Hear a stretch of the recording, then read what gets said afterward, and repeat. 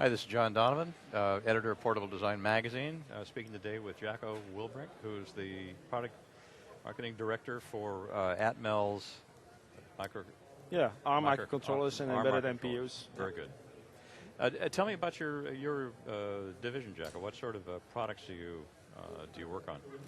So we're working on a broad portfolio of ARM-based products, ranging today from ARM 7 to ARM 9, ranging from relatively low level performances of a few MIPS up to systems which run up to 400 or 500 MIPS of performance.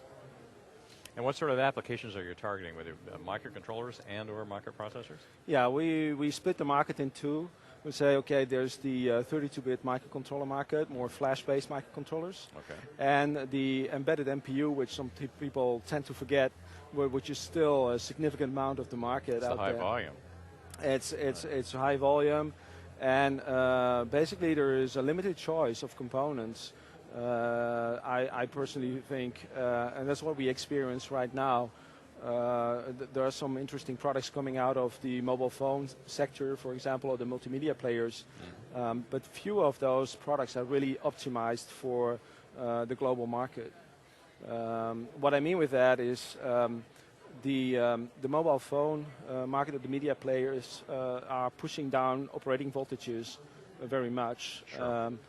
They are typically now at 1.8 volts average power supply levels. Easiest way to save power. Right. You want to save power, but you still need to take in consideration the system aspects if you are looking at an alternative application, which could be in white goods, a UI interface. It could be in maybe even remote controls or some other UI type of functionality you would like to add to existing equipments. Okay, you mentioned user interface a couple of times. What's the importance of the UI in embedded devices? What we see is the classical push button and or switches are going to be replaced by interfaces which are based on an LCD. So that gives the application the better user experience, basically.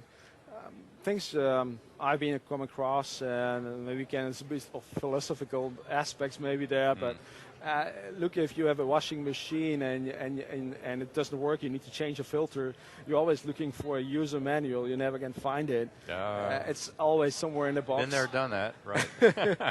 So if it could be in the system built in, and you would have a UI which can easily navigate through it and explain how you need to clean your filter when you're having a problem, for example, with your washing machine, or if you are on a Frigidaire or a fridge, you would like to be able to do to order some of your meals, or you want to order some of the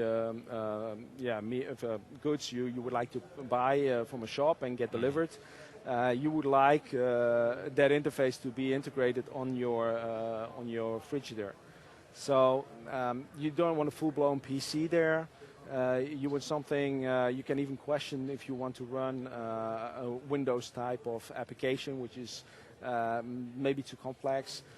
What I think is that what Apple showed into the market is that there are other ways of doing UI design which are much more convenient. Right, sure. Where you can do shopping, but also where you can navigate through content like a user manual and that kind of aspects. So my expectation is that technology will be rolled out into other markets.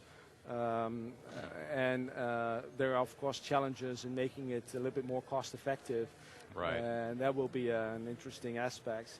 And if you look in Atmel just acquired quantum technology, and quantum provides the capacitive touch technology, which goes very neat with that type of UI.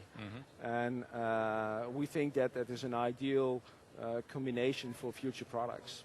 So yeah, CapSense technology or TouchSense technology seems to be getting awfully popular. I mean, it's like the iPhone was the breakthrough for that, and now everybody seems to be using it. Why is it so useful in UI applications? Well, it is also better suited for some harsh environment, or where you have some. If you have on a cooking plate, if you would have a touch screen, then you expose directly your screen basically because of the resistive touch aspects. Right. If you have a capacitive, you can have a glass plate and you just have the capacitive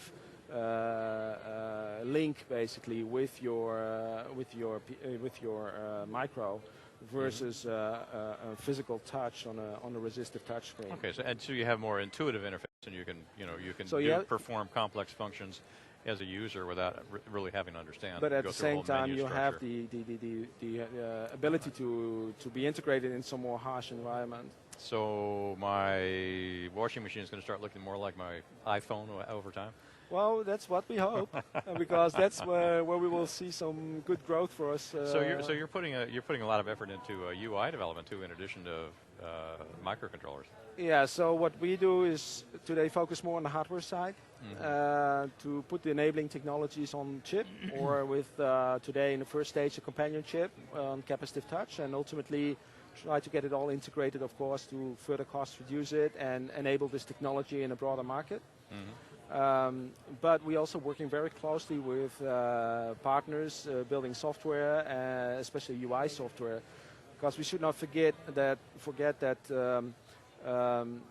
it's not sufficient to have the hardware. You need something which is controlling the whole process and navigates through the contents and set up the internet connections if you want to. And you need some very useful software. There are some companies in the market which are specialized in that. A good example for us is our experience with Mentor Graphics. They have a very powerful UI package. Oh, that's right. I'm not sure if you're familiar with that. I am. Yeah. So that's it's called Inflection. But there are also some other companies doing that around Linux. So, but we see there's a huge opportunity still for product development in that area. What are your plans over the next few years? What can we expect to see from Atmel for microcontrollers? Okay, so on the ARM microcontroller side, so today we have the ARM 7 and the ARM 9 products available today. We're moving into Cortex M3 because of the huge hype which is out there on Cortex M3, and we have no choice. Market is demanding for it. We follow him. Sure. And on top of that, also higher performance. So we have a license of the ARM 11, and we're looking into expanding also for future products into A8 or possibly A9. So we think that will give the market a very powerful global solution, what we call sometimes a one-stop shop solution from low to high end, with a very nice software reuse across the whole product portfolio. Very good. Okay. Okay. Listen, thank you very much. Yeah.